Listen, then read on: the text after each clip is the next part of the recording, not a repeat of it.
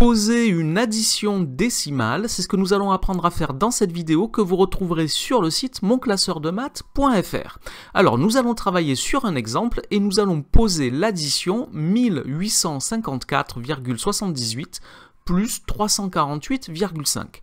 Alors avant de commencer, on va énoncer la règle qu'il faut absolument respecter lorsque l'on pose une addition ou une soustraction avec des nombres décimaux. Cette règle est qu'il faut aligner les chiffres des unités des deux nombres que l'on additionne, les chiffres des dizaines, des dixièmes, des centaines, des milliers, des millièmes. Il faut aligner tous les chiffres par classe. Alors, on va écrire le premier de ces deux nombres, 1854,78, et vous voyez là, je vous donne le mauvais exemple. J'ai écrit le nombre en collant les chiffres les uns contre les autres. Si je fais mon calcul comme ça, je vais perdre l'alignement forcément à un moment ou à un autre en posant mon addition. Donc, prenez l'habitude d'espacer les chiffres quand vous écrivez le nombre, et si vous utilisez une feuille à carreaux, vous utilisez les carreaux. J'écris un chiffre par carreau. Comme ça, c'est bien espacé et les carreaux me marquent la limite de chaque classe. J'ai les unités, les dizaines, les centaines, les milliers et les dixièmes et les centièmes de l'autre côté de la virgule. Alors pour bien aligner le deuxième nombre que je vais écrire, je peux utiliser par exemple les virgules. Donc ici j'ai deux nombres avec des virgules, donc je vais commencer par écrire la virgule du deuxième nombre, ici, sous la première, et je peux placer comme ça facilement le chiffre des unités qui est 8, en dessous du chiffre des unités de l'autre nombre qui était 4, et puis le chiffre des dizaines, le chiffre des centaines, et à droite de la virgule, le chiffre des dixièmes. Et je peux maintenant commencer à poser mon addition, et on commence à poser l'addition en regardant les chiffres qui sont le plus à droite. Ici, à droite, j'ai des centièmes. Donc si je regarde, ici, j'ai un 8 pour le premier nombre et j'ai rien pour le deuxième nombre. Alors, quand il n'y a rien, on peut ajouter un 0, c'est un 0 inutile. Donc je l'ajoute ici et on est bien d'accord que 348,50, c'est la même chose que 348,5.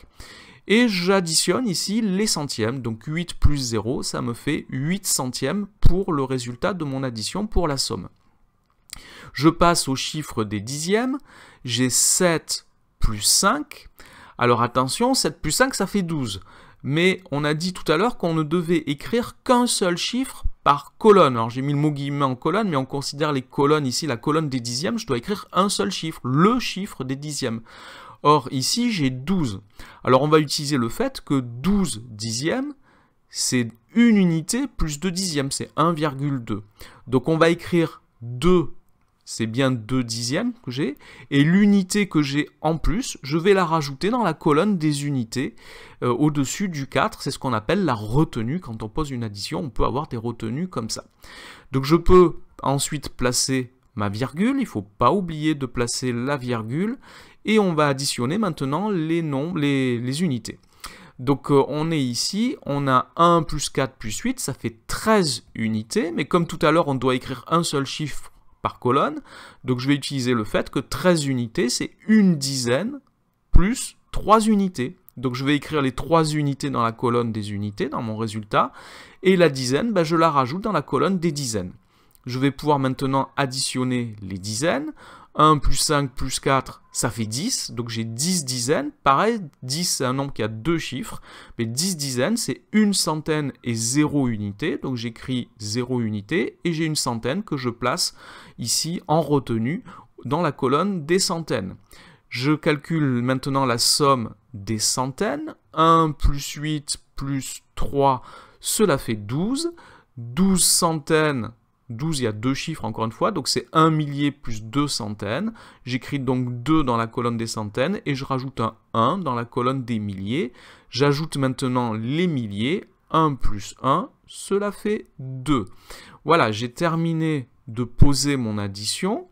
Et je peux écrire que donc la somme de 1854,78 et 348,5 est 2203,28. Voilà pour la méthode pour poser une addition décimale, une addition avec des nombres décimaux, une somme de nombres décimaux. Cette vidéo est maintenant terminée. Merci de l'avoir regardée. N'oubliez pas de lui donner un j'aime et de vous abonner à la chaîne. Merci, au revoir.